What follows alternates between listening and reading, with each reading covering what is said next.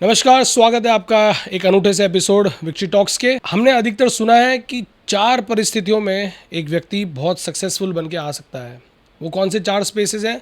एक है फैमिली, एक है सोशल, एक है स्पिरिचुअल, एक है एंटरप्रेन्योरल और इन सब के ऊपर एक पॉलिटिकल एंगल और अलग कि कैसे आप अपने आप को रिस्पॉन्सिबल बनाते हैं इस पूरे सोसाइटी के लिए।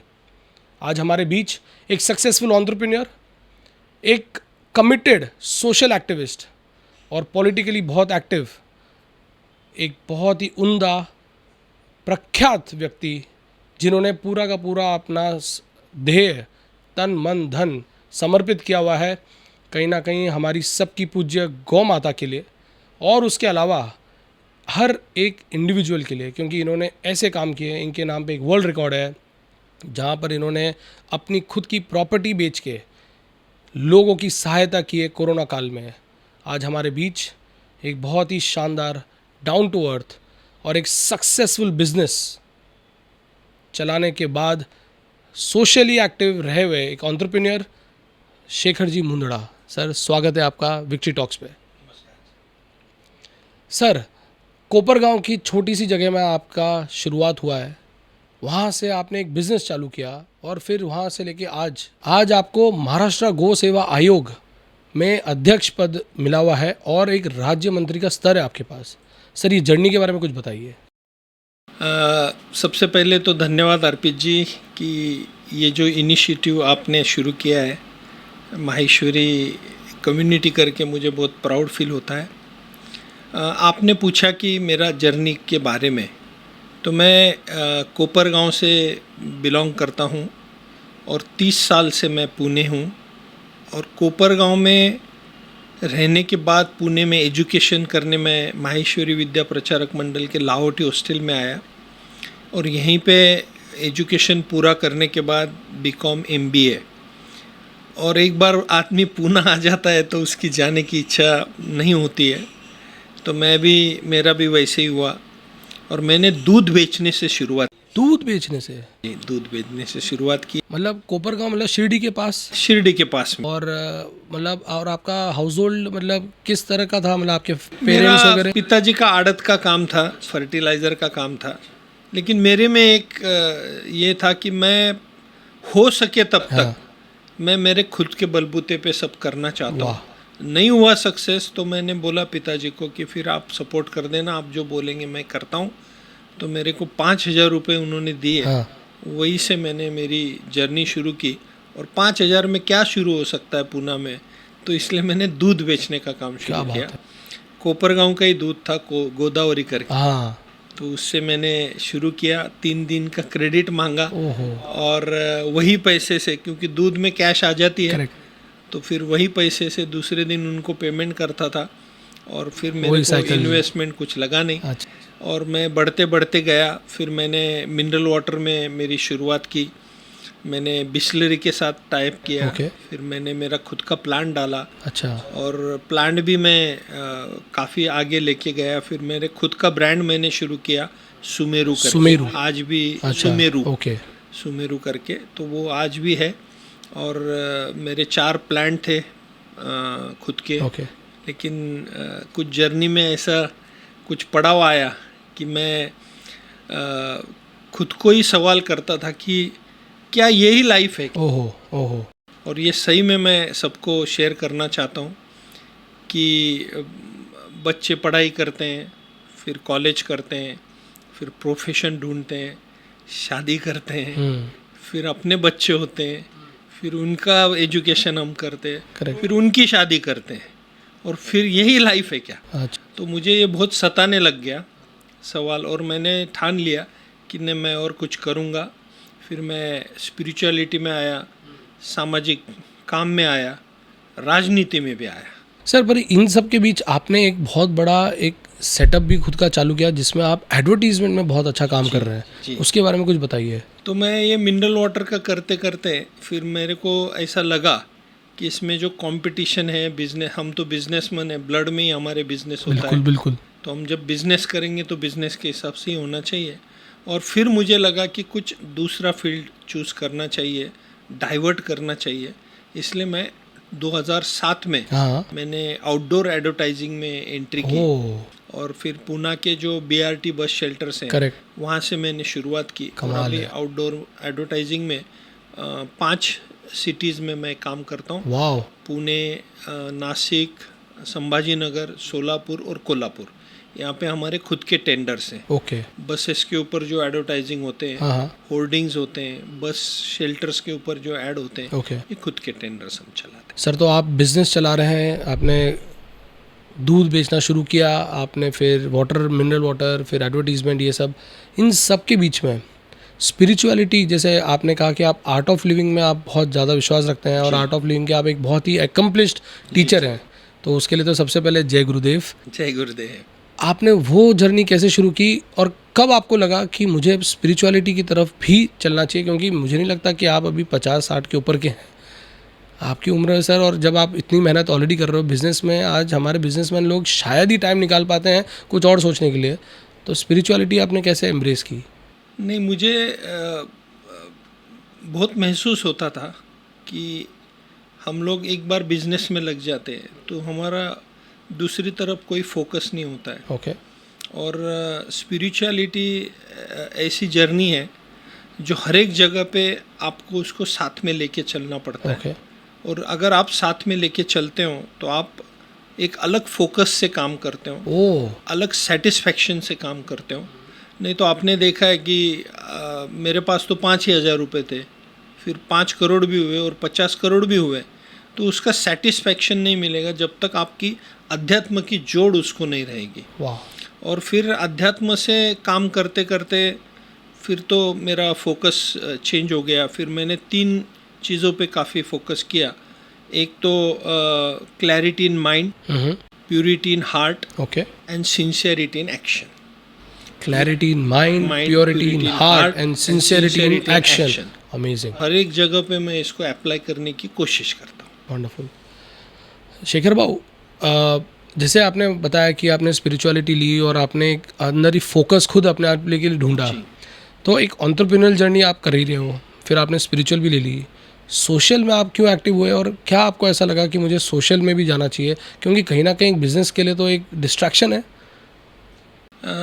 सोशल में इसलिए जाना चाहिए ऐसा मुझे लगा क्योंकि मैंने इतने एग्जाम्पल देखे मेरे लाइफ में। हम लोग हमारे लिए काम करते हैं, हमारे फैमिली के लिए काम करते हैं, फिर कोई रिलेटिव्स है उसके लिए काम करते हैं, लेकिन मैंने ऐसे काफ़ी देखा है कि इतना करने के बावजूद भी कहीं ना कहीं वापस आपको दूरियां नज़र आएंगी, डिस्प्यूट्स नज़र आएंगे। ओके। और यही काम अगर आप समाज के लिए करते हो, अच्छा, आप नीडी लोगों के लिए करते हो, तो उसका जो सेटिस्फैक्शन है, ओके, क्योंकि वो निस्वार्थ भाव से है सब, तो उसका बहुत बड़ा सेटिस्फैक्शन मुझे मिला। और मैं आपको बता दूं, आप कितना ईश्वर पे बिलीव करते हो मुझे पता नहीं, या अध्यात्म पे, लेकिन आपके जर्नी में अगर कुछ साथ देता है आपको, देखो स्ट्रगल तो हर एक इसमें है। राइट। मैं स्पिरिचुअलिटी में बोलने जाऊंगा तो अपने को 2 घंटा भी नहीं पूरेगा। लेकिन ये लाइफ का जर्नी जो होता है ना, ये अप डाउन्स में ही है। ओके। अगर कोई बोलेगा कि नहीं मुझे पूरा सुख ही चाहिए, तो आपको दुख मिलेगा तो पता चलेगा कि सुख क्या होता है।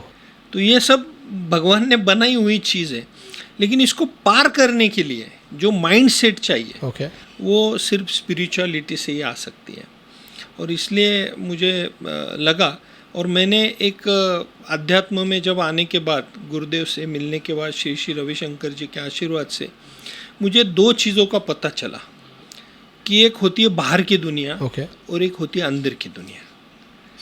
बाहर की दुनिया बनती है व्यक्ति, वस्तु और परिस्थिति से, व्यक्ति, वस्तु और परिस्थिति से। और अंदर की एक दुनिया है, वो है शरीर, सांस, चित्त, अहंकार, जीव और जीवात्मा। My God. तो ये सब इसमें जब आप काम करोगे, तो फिर आप दोनों जर्नी को एक अच्छे से मोड़ पे लेके जा सकते हो। और आज देख रहे हैं आप, लोग डिप्रेशन में आते हैं, बिल्कुल, छोटी छोटी चीज़ों का टेंशन लेते हैं, डिफोकस्ड हो जाते हैं। आप कोई भी काम लो तो उसको 100% ही करना चाहिए, लेकिन लोग बहुत कंफ्यूज माइंड से करते हैं। सक्सेस उतना कंफ्यूज माइंड से नहीं आता है। तो ये सब आपको मेडिटेशन, स्पिरिचुअलिटी, इससे ही हो सकता है। गुरुजी हमेशा कहा करते हैं कि दो ही प्रकार के लोग होने वाले हैं बहुत जल्दी इस दुनिया में, एक जो मेडिटेशन करते हैं और दूसरे जो सिर्फ फ़ोटो में दिखेंगे। अब आप मुझे बताइए कि बिजनेसमैन, आप बिजनेस करते करते, क्योंकि आज हमारे बहुत सारे जो श्रोता हैं वो है ना बिजनेसमैन हैं, एंटरप्रेन्योर्स हैं, और हमारा एक उद्देश्य भी है कि कैसे एंटरप्रेन्योर्स को एक अच्छी लाइफस्टाइल दे सके और उनको सक्सेस जर्नी की तरफ बढ़ाएं। तो आपका एग्जाम्पल आज ही बहुत इंपॉर्टेंट है, इसलिए मैं आपसे पूछना चाहूँगा आप क्या एडवाइस देना चाहेंगे बिजनेसमैन के लिए कि कितना प्रतिशत टाइम, या कैसे कहते हैं कि आपने तो ये आपको ये मिल गया, पर आप कैसे चाहेंगे कि किसी और के लिए भी ये अवेलेबल हो सके? तो मेडिटेशन हो या स्पिरिचुअलिटी हो, शायद सबको ये गिफ्ट मिलता नहीं है, तो मतलब आपको तो ये मिला ही है, आप क्या ऐसा संदेश देना चाहेंगे ताकि एंटरप्रेन्योर्स इसमें कोशिश करें कि एंटर कर सकें, और क्या वाकई उनके लिए ये फ़ायदेमंद रहेगा? जी, ये बहुत अच्छा सवाल पूछा आपने, क्योंकि ये मेरा कोई पुस्तक में पढ़ा हुआ नहीं, बुक में पढ़ा हुआ नहीं, ये मेरा प्रैक्टिकल एक्सपीरियंस है। आपको अगर बिजनेस करना है तो सबसे पहले एक 3 चीज़ को समझना पड़ेगा। हम जिसको बोलते कि ग्रोथ हो गया, हाँ, ग्रोथ मतलब एक एसेट का ग्रोथ होता है तो उसको ग्रोथ बोलते हैं, but that is not success. वाह। दूसरा होता है प्रोग्रेस। ग्रोथ प्लस एथिक्स जब उसमें ऐड होते हैं, वाह, तो वो होता है प्रोग्रेस, वो भी सक्सेस नहीं है। लेकिन जिस सक्सेस में स्पिरिचुअलिटी, ह्यूमैनिटी एंड मोरालिटी ये ऐड होगी तो दैट इज सक्सेस। तो आपको सक्सेसफुल बिजनेस होना है कि आपको सिर्फ ग्रोथ करना है, ये आपके ऊपर डिपेंड करता है। और ये समझने के लिए इसीलिए मैं बार बार बोल रहा हूँ कि अध्यात्म की बहुत ज़रूरत है। और इसको जब जोड़ते हैं तो ऑटोमेटिकली जो आदमी अध्यात्म से चलता है वो एथिकल प्रैक्टिस से ही काम करता है। देखो, फास्ट मनी जितना अच्छा लगता है उतना बुरा भी होता है। देखे, मैं कोई नाम नहीं लूँगा, ऐसे ऐसे लोग हैं बहुत पैसे लेकिन अंदर से खुश नहीं है, क्योंकि उन्होंने सिर्फ पैसे पे ही फोकस किया। उनके परिवार के लोग भी दुखी है, और फिर वो पूछते हैं कि यार हमने तो इतना आपके लिए किया, तो वो परिवार वाले उनको जवाब देते हमने थोड़ी बोला था इतना आपको करने को। अच्छा, आप हम पे भी ध्यान देते, सब सामाजिक काम पे भी ध्यान देते, फैमिली पे भी फोकस करते, लेकिन वो टाइम निकल जाता है। देखिए, भगवान ने है ना आपको सांस डिसाइड करके भेजा है, बिल्कुल, कि आपको कितनी सांस लेनी है। बिल्कुल, हम जो बोलते हैं ना कि कब हम जाएंगे यहाँ से, बराबर, तो ये मालूम है ना, मृत्यु तो सत्य है, तो उसको एक्सेप्ट करके आपको आपका डिज़ाइन करना चाहिए। और मैं लकी हूँ कि मैं बहुत प्रॉपर प्लानिंग से कर रहा हूँ, और मुझे कोई डर भी नहीं लगता है, न कभी टेंशन आता है, इसलिए मैं वो बैलेंस करता हूँ। तो मैं उनको भी बिजनेस करते करते आपको ज़रूर सलाह दूंगा। अगर शादी की है तो आपको फैमिली का भी जिम्मेदारी है, फैमिली भी फोकस है, क्योंकि ऐसे ऐसे लोग देखे मैंने, वो उसको निगलेक्ट करके आगे जाते और फिर अपने ही बच्चे अपने सुनते नहीं हैं, और फिर वो स्ट्रगल में जब आते हैं तो एक दिन सवाल आता है कि मैंने ये किसके लिए किया।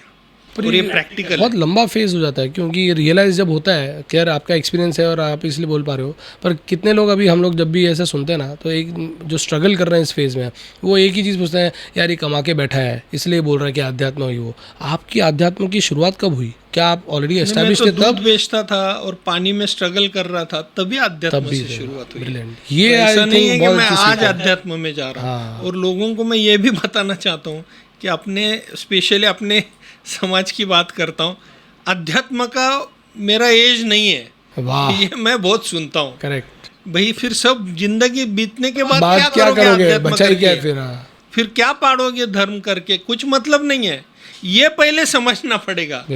अध्यात्म सिर्फ आपका एज के बाद अभी कुछ नहीं है और भजन कीर्तन करने, दैट इज नॉट अध्यात्म। अध्यात्म ऐसी चीज़ है जिसको आप बिजनेस में अप्लाई करो, जिसको आप फैमिली में अप्लाई करो, जिसको आप राजनीति में अप्लाई करो, जिसको आप सामाजिक काम में भी अप्लाई। आपने एक बहुत बड़ा प्रिंसिपल दिया है आज। स्ट्रगल तो आप कर ही रहे हो, बिजनेस में तो आप घुस ही गए हो, सस्टेनेबल आपको बिजनेस तो बनाना ही है, ये तो श्योर शॉट है, नहीं तो घर में खाओगे क्या। पर इसमें अगर आप एक एथिक्स जोड़ देते हो, इसमें अगर आप एक सोशल हैबिट्स जोड़ लेते हो, और इसमें अगर स्पिरिचुअल एंगल जोड़ लेते हो तो आई थिंक गारंटीड है कि और कुछ नहीं हो तो आप सुखी रहोगे, स्वस्थ रहोगे और सक्सेसफुल रहोगे। सक्सेसफुल बिजनेसमैन का वही वापस बोलता हूँ, आपके पास कितना पैसा आ गया वो नहीं है, that is not a matrix. ये अगर समझना है तो आपको समझना पड़ेगा। वाह। और दूसरी चीज़ मैं बिजनेस करने वालों को ज़रूर बोलूँगा, पैसा बहुत ज़रूरी है लेकिन सब कुछ नहीं है। बराबर। पैसा बहुत ज़रूरी है, पैसा सब कुछ नहीं है। तो ये समझने के लिए बैलेंस बनाना पड़ेगा, पड़ेगा और फिर सबके साथ प्रॉपर वे से जुड़ना पड़ेगा, तभी आप इसको समझ पाओगे। और एज का मैं बोलता हूँ एक स्पेशलिटी होता है। जैसे अभी आप एजुकेशन कर रहे हो तो मैं आपको कभी नहीं बोलूँगा आप बहुत ज़्यादा अध्यात्म में जाओ फिर आप बिजनेस करो, नहीं, वो टाइम पे वही फोकस है। फिर आपका एक बिजनेस का फोकस आता है, फिर वो बिजनेस के फोकस के टाइम पे बिजनेस ही करना चाहिए। और फिर बीच में आपकी शादी आती है, फिर परिवार आता है। ये सब है, जीवन सिर्फ पैसा और बिजनेस नहीं है। ये अपने कम्युनिटी में यही बहुत बड़ा इशू है कि हम लोग इतना पीछे लग जाते हैं कि बाद में फिर रियलाइज करते हैं, पछताना ही पड़ता है। तब तक तो टाइम बहुत निकल चुका है, पछताना पड़ता है और छोड़ के जाना है यहाँ पे।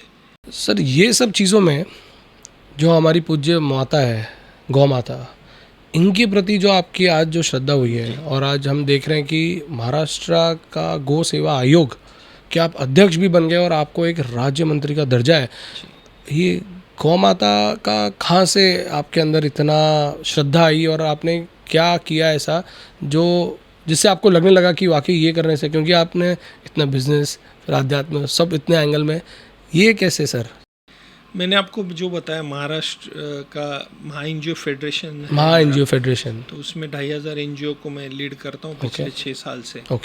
तो इसमें मैं हर एक एनजीओ को मिलते कुछ एनजीओ मुझे लगे कि जो गौशाला चलाते थे, और वहाँ पे जाने के बाद मुझे पता चला, उनसे बात करने के बाद पता चला कि देशी गौवंश का कितना महत्व है। देशी गौवंश मतलब अच्छा, गौ माता का, गाय का, गौवंश का, अच्छा गौवंश बोलते हैं, करेक्ट, ज़बरदस्त महत्व है। और आपने देखा होगा आज जो भी ये सब चल रहा है ना, इम्बैलेंस हो गया है सब।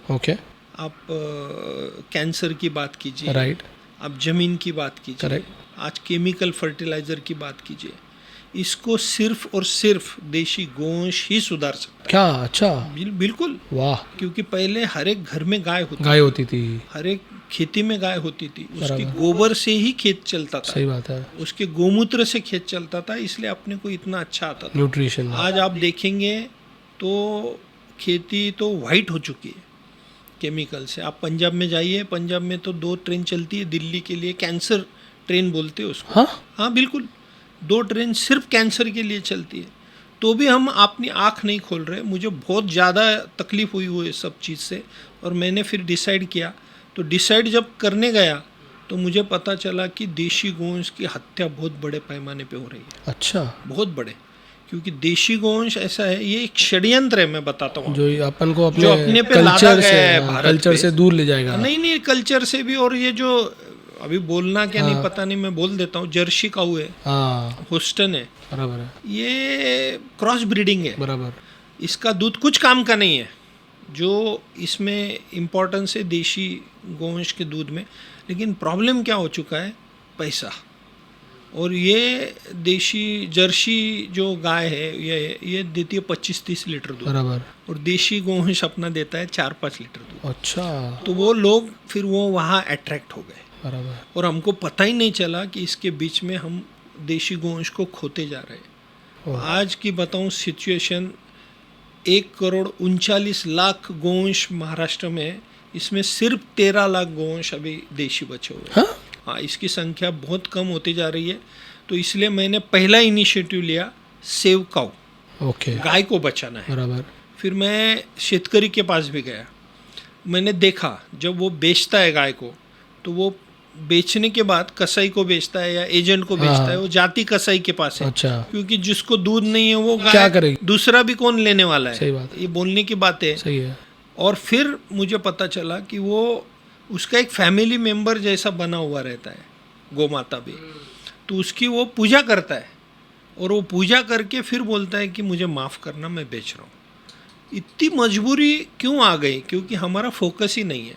तो मैंने सेव काऊ इनिशिएटिव शुरू किया, मैंने एक टोल फ्री नंबर दिया और उनको सबको अपील की कि अगर आपको गौ माता को, देशी गौ माता को बेचना ही पड़े तो आप मुझे बेचिए और मैं वो लेता हूँ अच्छा, और वो गौशाला में छोड़ता हूँ। तो अभी तक मैंने 3240 गौ माताओं को पैसा वाह। दे के बचाया और उनको गौशाला में छोड़ा। तो यहाँ से मेरी शुरुआत हुई। फिर मुझे पता चला कि चारे की भी बहुत बड़ी समस्या है, बहुत बड़ी समस्या है, क्योंकि गौ माता तो बढ़ रही है लेकिन उनको खाने पीने का खर्चा कौन करेगा। फिर उस पर मैंने काम शुरू किया और ये काम मेरा गवर्नमेंट ने देखा और स्पेशली मैं नाम लूँगा, देवेंद्र जी ने नोट किया और फिर मुझे ये गौ सेवा आयोग का अध्यक्ष मानना पड़ेगा। देवेंद्र जी फडणवीस ने अगर आपका ये इनिशिएटिव देखा और कहीं ना कहीं उसको एंकरेजमेंट लेके अगर अपन को इन्होंने आइडेंटिफाई किया है, तो मेरे ख्याल से कहीं ना कहीं गवर्नमेंट का विजन है कि इस पर कुछ करेंगे। बिल्कुल। सर, मैं एक चार्टर्ड अकाउंटेंट हूँ और हमारे इधर एक कॉन्सेप्ट अभी नया चल रहा है, ESG concept, environment social governance. आपने ये बताया कि गोवंश से आपके गोबर और ये सबसे फर्टिलाइजर्स और ये सब इतने चूस रहते हैं, तो कहीं ना कहीं मैं अपील करना चाहूँगा आज हमारे इस विक्ट्री टॉक्स चैनल से भी कि ESG में इसको कॉन्सेप्ट को लाएं। काऊ सेव द काउज। बिल्कुल। और कहीं ना कहीं आप भी गवर्नमेंट में है सर, आज राज मिनिस्टर है, कहीं ना कहीं आप अगर ये पहल ले लेंगे तो आज ESG के लिए हर कंपनी को, हर बड़ी की से बड़ी कॉरपोरेट को ESG की तरफ जाना है, जिसमें हम LED है, रेन वाटर हार्वेस्टिंग है, ये सब मेजर्स लेते हैं। कहीं ना कहीं सेव द काउ भी उसका एक पार्ट बन जाना चाहिए। अगर आप कह रहे हो कि ज़मीन और सॉइल के लिए अगर इतना इंपॉर्टेंट है तो आज, और फाइनली आज गोवंश का अगर वो दूध हमको मिलता है तो कहीं ना कहीं हम लोग भी केमिकल फ्री है, कैंसर फ्री है, तो कहीं ना कहीं वो बेनिफिट ही है। तभी शायद CSR भी उसमें बढ़ सकता है। ESG के नाम से जो स्पेंड हो रहा है वो हो सकता है वो सेव काउ में भी आ सकता है। बिल्कुल। तो आज हम प्रे करते हैं कि क्या पता गवर्नमेंट इसको ले ले और इसको भी ESG का एक पार्ट बना ले। हमने एक रिसेंटली इंटरव्यू किया, ESG के बहुत बड़े वक्ता हैं शैलेश जी हरिभक्ति, आज बहुत बड़ा नाम है। कहीं ना कहीं मैं उनसे भी दरख्वास्त करूंगा कि क्या सर इसको भी एक्सप्लोर करके हम ESG में इसका पार्ट बना सकते हैं। He is the staunch supporter of ESG for corporates and I am sure वो गौ माता को भी उसमें लेना चाहेंगे। सर, गौ सेवा का आपने महत्व बताया, हमने ESG की बात कर ली। कहीं ना कहीं हम लोग भी जैसे जब हम जाते हैं तो जलगांव में एक बहुत बड़ी गौशाला है और वहाँ पर जब भी जाते हैं हम, हमारे एक एडवोकेट साहब हैं, वो हमेशा है ना हमसे वो गौ सेवा कराते हैं और उनका एक बार एक चीज़ हमेशा मुझे कही कि इनको लापसी खिलाओ, हाथ से खिलाओ, वो जो जीभ फेरती है उससे लकीरें बदल सकती है और क्या पता आपकी। तो सर मुझे ये बताओ, जब इतना महत्व है तो आप ये गौ सेवा आयोग से क्या, आपका विजन क्या है और आप क्या करना चाहते हैं और क्या मैसेज है आपका? देखिए, मैं आपको बता दूं, सिर्फ गौ माता बचाने से, मतलब सेव काउ से कुछ नहीं होगा। बराबर। तो मैंने इस पे काफ़ी स्टडी किया। मैंने सबसे पहले तो जितने भी गोवंश है महाराष्ट्र के, इसको टैगिंग कराया है। टैगिंग कराया है, उसका आधार कार्ड बनाया है। वाह। हाँ, उसकी पूरी इन्फॉर्मेशन अभी मेरे पास है। तो जैसे सेफ गार्ड हो सकता है। बिल्कुल, सब हो सकता है। दूसरा, उसका ट्रांसपोर्ट भी आपको करना है तो विदाउट टैगिंग आप नहीं कर सकते हो। फिर वो हमको पता चलता है कि वो गौ माता यहाँ से टैगिंग करके कहाँ गई है, तो उस पर कंट्रोल आ गया। लेकिन ये अगर सही में देशी गोवंश को, मैंने सभी स्टेट के आयोग का मैंने स्टडी किया, 8 स्टेट में आयोग है, लेकिन मैं प्राउडली बोल सकता हूँ कि महाराष्ट्र का विजन बहुत अच्छा बनाया हुआ है। अच्छा। इसमें 2 चीज़ें मैंने एक्ट में भी डाली है, जो डॉक्यूमेंट बनाया था। ओके। सबसे पहले तो देशी गोवंश पे ही काम करेगा आयोग। Very good. ये एक नंबर।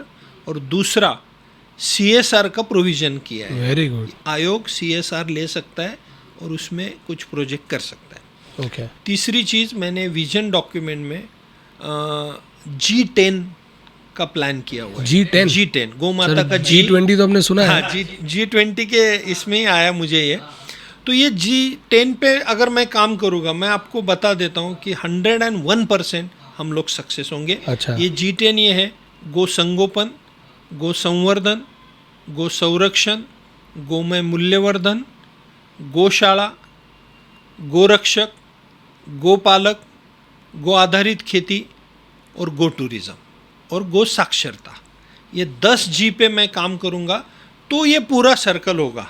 सिर्फ मैं गाय बचाने जाऊंगा तो फिर वो जैसे मैं गौशाला में छोड़ूंगा, फिर वो गौशाला वाले वापस आएंगे कि भाई हमारा अभी आगे क्या। तो ये 10 G पे जब मैं काम करूंगा तो मुझे 101% गारंटी है कि इसमें मैं सक्सेस होऊंगा। और मैं आपको बता दूं, अभी रिसेंटली देवेंद्र जी से जब ये विज़न मैंने शेयर किया तो उन्होंने तुरंत 3 स्कीम महाराष्ट्र के लिए अभी लागू कर दी है। ओके। तीसरी कैबिनेट में फाइनल स्टेज में है।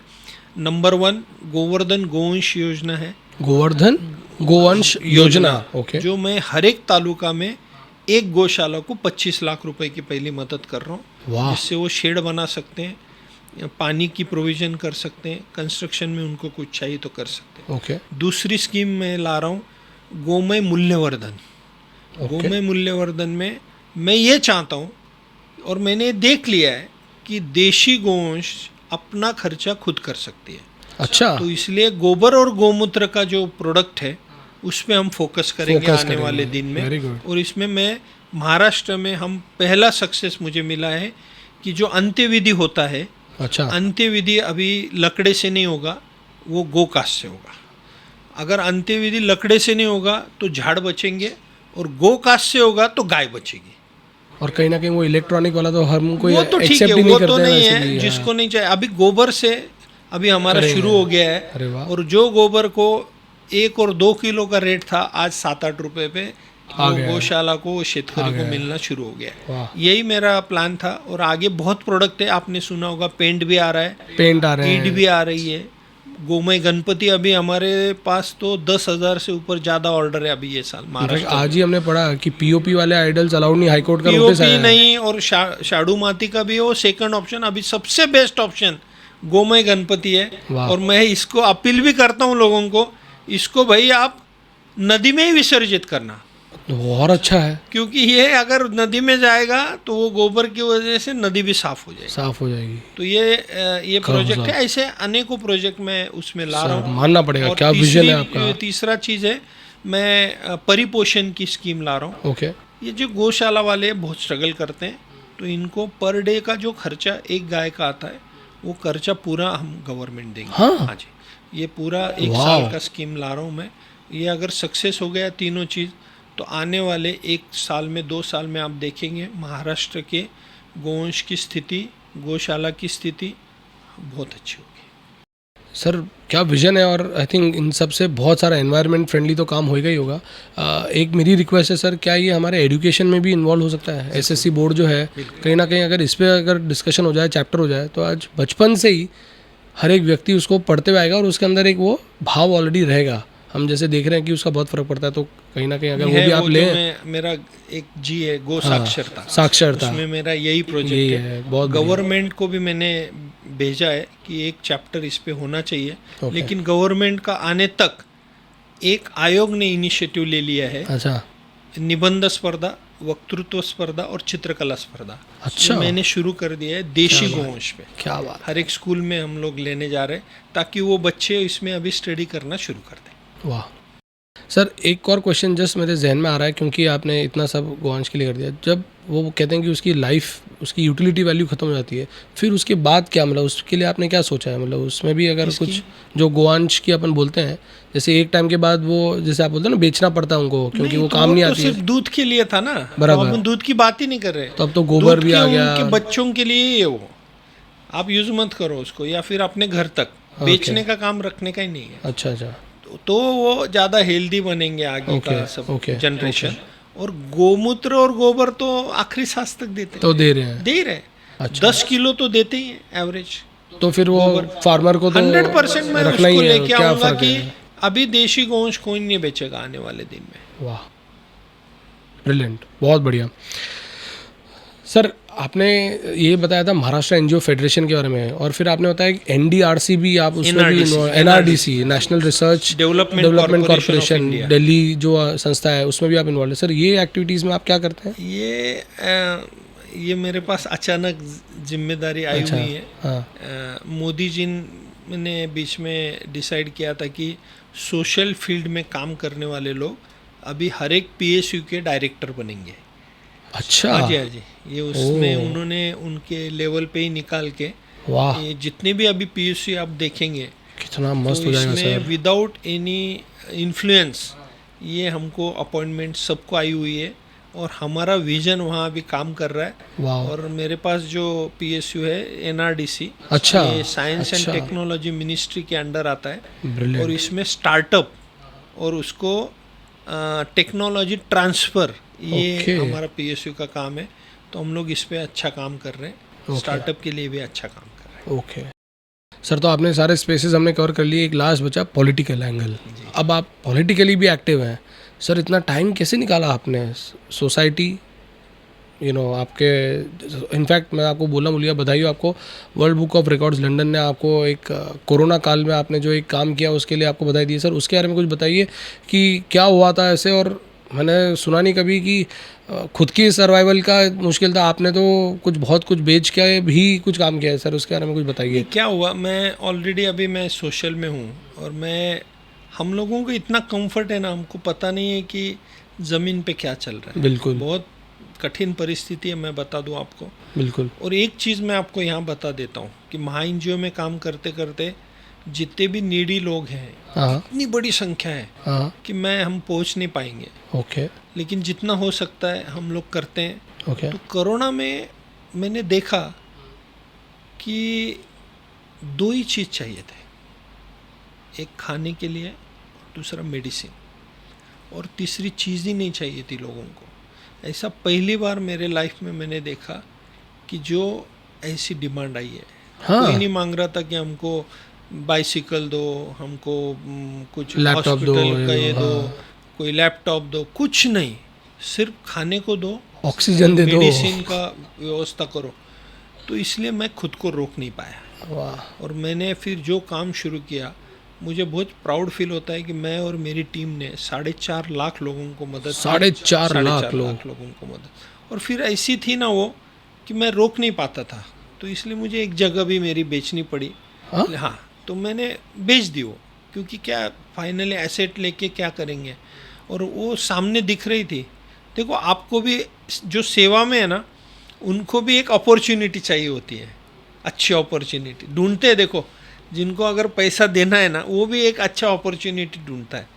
तो मुझे लगा कि ये सेवा की सबसे बेस्ट अपॉर्चुनिटी है। वाह, और मैं स्पिरिचुअल में हूँ, करेक्ट। तो मेरे गुरु ने बोला एक दिन, ये जब काम शुरू किया मैंने उनको बताया, तो उन्होंने इतनी ज़बरदस्त बात बोली है अर्पित जी। वो बोले, देखो, पैसे का अकाउंट कम हुआ तो चलेगा, दुआओं का अकाउंट बढ़ा देना। क्या बात है, सब आ गया इसमें। क्या बात। और क्या बोले। और फिर मैं जब देखता था कि बहुत से लोग सरकार पे बहुत निर्भर होते हैं। आज मैं सबको बोलना चाहता हूँ, सरकार और NGO या सामाजिक कार्यकर्ता और लोग, इसमें क्या फ़र्क है।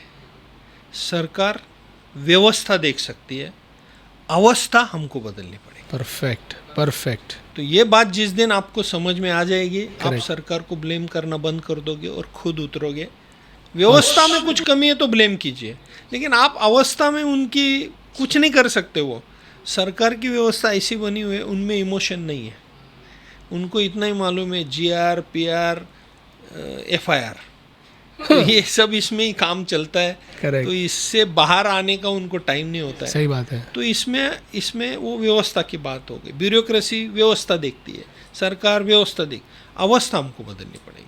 तो पॉलिटिकल में सर आपका क्या एजेंडा है और आप क्या विजन लेके चल रहे हैं, क्योंकि आप पॉलिटिकल भी एक्टिव हैं? हाँ, पॉलिटिकल एजेंडा भी मेरा सेवा का ही है। ओके। मेरे को पार्टी ने भी जो जिम्मेदारी दी है वो सेवा प्रकोष्ठ की दी है। अच्छा। हाँ, क्योंकि मैंने उनको बोला मैं बहुत ज़्यादा पॉलिटिकल जो चलता है उसमें नहीं जा सकता। बराबर है। आप मुझे बोलोगे इनको गाली दो, उनको ये करो या कुछ बोलो इनके बारे में, मेरे से नहीं होगा।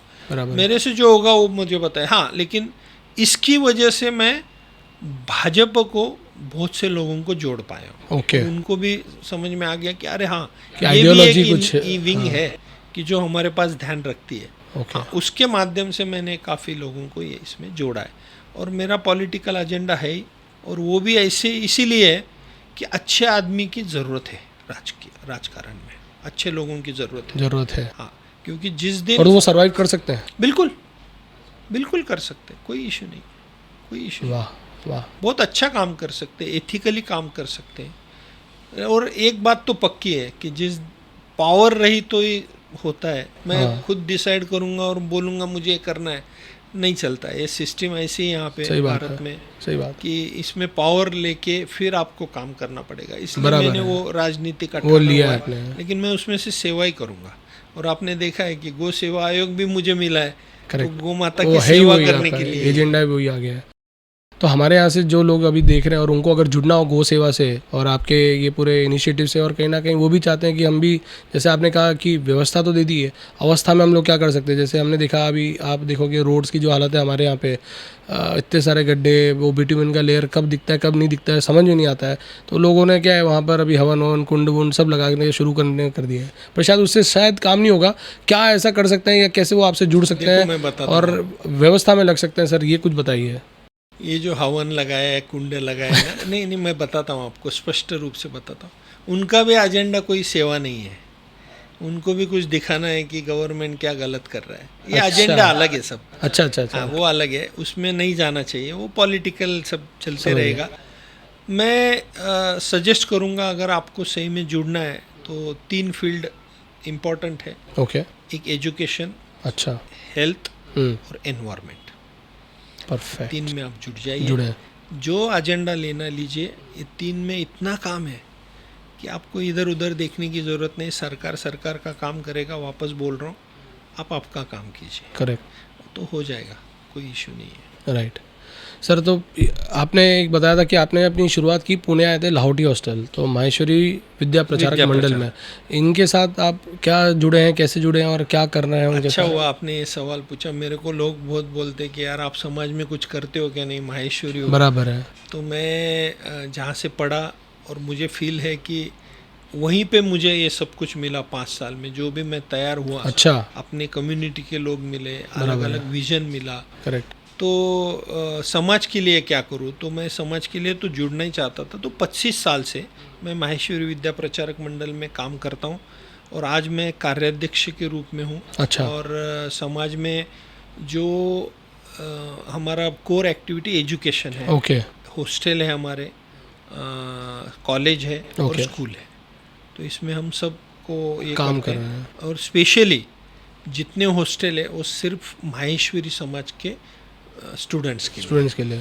और उसमें भी हमने दूसरा आयाम शुरू किया हुआ है कि माहेश्वरी समाज के बच्चे अगर टैलेंट है हाँ, तो पैसे के लिए उनका एजुकेशन वाह नहीं रुकेगा, वाह, 100% नहीं रुकेगा। क्या बात। आज भी हम स्कॉलरशिप 1.5-2 करोड़ बांटते हैं साल ओहो, का, फ्रीशिप देते हैं।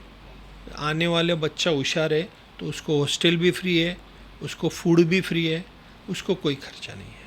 इतना ही नहीं, हम लोग स्वावलंबन करके एक योजना लाए, यस, जो गांव के बच्चे हैं, आज हालत बहुत ख़राब है, उनको हम लाते हैं, 1 साल 2 साल पूरा खर्चा उन पे करते हैं, करीबन 2 लाख के आसपास एक बच्चे पे खर्चा करते हैं। ओहो, एक ही कंडीशन है, यहाँ जो सीखेगा, ट्रेनिंग लेगा, वो गांव में जाके करना है। वो क्या बोलेगा बात मैं पुनः सेट होता हो, तो हमारा पर्पस सॉल्व नहीं होता है। ओह, गांव में जाके उनके फैमिली का सर्वाइवल वहाँ पर ग्रो करे और वहाँ पे करेगा।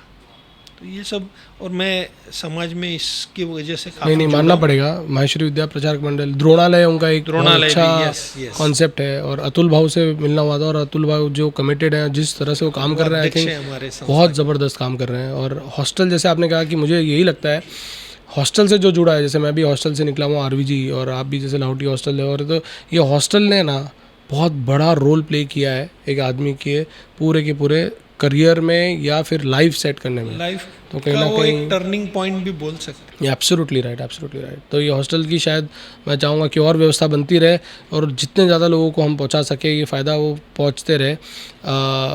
इस सब के बीच में मैं अपने जो महाराष्ट्र प्रदेश जो अपने माहेश्वरी सभा है, उनके अध्यक्ष हमारे हो गए मधुसूदन जी गांधी, मंत्री जी हो गए सत्यनारायण जी सारडा, और हमारे आईटी के जो हेड हैं गौरव जी गट्टानी, आई थिंक उन सबका स्वागत और उन सबको मैं धन्यवाद देना चाहूँगा, और बहुत बहुत उनको प्रेरणा देना चाहूँगा कि ये ऐसे कार्य करते रहें। आज उनकी बदौलत आपसे हमारा मिलना हुआ है, और अपना इतना अच्छा ये आज मैसेज दिया आपने। सर लास्ट में मैं एक पूछना चाहूँगा आपके हिसाब से, क्योंकि हमारे यंगस्टर्स हैं, हमारे एंटरप्रेन्योर्स हैं, what is one Mantra for being successful? देखो, मैं मेरे पूरे जर्नी से, ये बहुत अच्छा सवाल किया, इसमें से काफ़ी लोगों को शायद फ़ायदा भी हो सकता है। मैंने मेरे जर्नी में, ये बुक में नहीं मिलेगा मैं जो बोलने जा रहा हूँ आपको, मैंने T10 बनाया है। T10। T10 अच्छा। कोई भी फील्ड हो आप, परिवार, राजनीति, social work, business, entrepreneur, profession, ये 10 टी को आप फॉलो करो। मैं पढ़ के बताता हूँ जी जी आपको। बिल्कुल 10 टी बिल्कुल मैंने जो बनाया। बिल्कुल। एक टैलेंट टैलेंट होना चाहिए। बराबर। थर्स्ट, उसकी Thirst, भूख होनी चाहिए। वाह। टाइम, आप जो करते हो उसके लिए आपको टाइम भी देना पड़ेगा। बातें करने वाले बहुत हैं, टाइम दोगे तो सक्सेस है। टारगेटेड होना चाहिए, एक वाह। टारगेट या टास्क आपको बनाना पड़ेगा। 5वां है ट्रेजर, ट्रेजर। पैसा भी होना चाहिए। फिर टेक्नोलॉजी, जितनी बेस्ट टेक्नोलॉजी आप यूज़ कर सकते हो आप कीजिए। टीम वर्क होना चाहिए, आप अकेले कुछ नहीं कर पाओगे, आपको टीम वर्क बनाना पड़ेगा। ट्रस्ट, विश्वास, ये बहुत बड़ी बात है। आप विश्वास के साथ ही चलिए, फिर आपके ऊपर भी लोग विश्वास रखेंगे, वाह। आप भी लोगों के ऊपर। ट्रांसपेरेंसी, कोई चीज़ छुपाने की कोशिश करोगे तो उसका माहौल बदल जाता है। वाह। और सबसे बेस्ट, थैंकफुलनेस, जिसने आपको मदद की है उसके प्रति कृतज्ञता व्यक्त करना, बराबर। ये बहुत इम्पोर्टेंट। और ये मैं एक एक टी जैसे जैसे मैं जर्नी में जाते गया उसमें से मैंने किया। ये 10 टी कमाल का है। फॉर्मूला और सामने आप इसको रखिए, राइट। मुझे नहीं लगता कि कोई भी चांस है, आपको सक्सेस से कोई नहीं रोक सकता है। गजब। आई थिंक बहुत ही इंस्पायरिंग, बहुत ही एनर्जेटिक और बहुत ही थॉटफुल। मैं लास्ट का 10 यूज़ करता हूँ, T10 का, थैंकफुल रहता हूँ। और बहुत बहुत धन्यवाद आपको, और बहुत बहुत धन्यवाद हमारे महाराष्ट्र प्रदेश माहेश्वरी सभा का, जिन्होंने हमें ये मौका दिया कि आपके साथ हम ये एक वार्ता कर सकें और विक्ट्री टॉक्स के थ्रू हम ये बहुत अच्छे लेवल तक पहुँचा सकें। स्पेशली गौ सेवा, कैसे आप बिज़नेस करते करते कैसे आप इतनी सारी चीज़ें और कर सकते हैं, सक्सेसफुल भी हो सकते हैं, और इन रियल सेंस आप ग्रो भी कर सकते हैं स्पिरिचुअलिटी को अडॉप्ट करके, और कहीं ना कहीं सोशली अपने आप को एक्टिव रख के, समाज के प्रति समर्पित रह के। सर, आप एक बहुत बड़ी प्रेरणा है हमारे लिए। बहुत बहुत आपको साधुवाद, बहुत बहुत धन्यवाद।